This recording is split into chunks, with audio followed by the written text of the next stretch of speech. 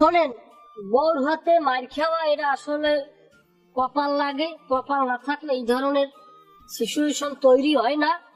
হ্যাঁ, আসলে কিন্তু বউর হাতের মার খাওয়া এটা কিন্তু শরীরের জন্য খুবই উপকারী একটা জিনিস।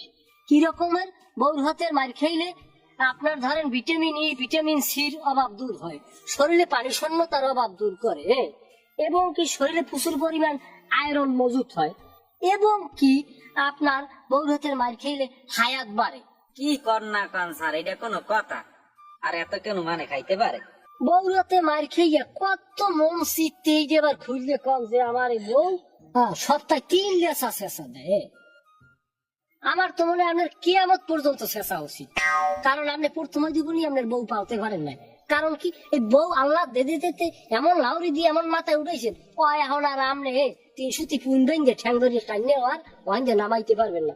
আমার কথা থাকবে, আপনি যে বউরে যাই শেষবেন এ কথাও আমি কমু না। বউ বউর জায়গায় থাক, আপনি আপনার জায়গায় থাকেন।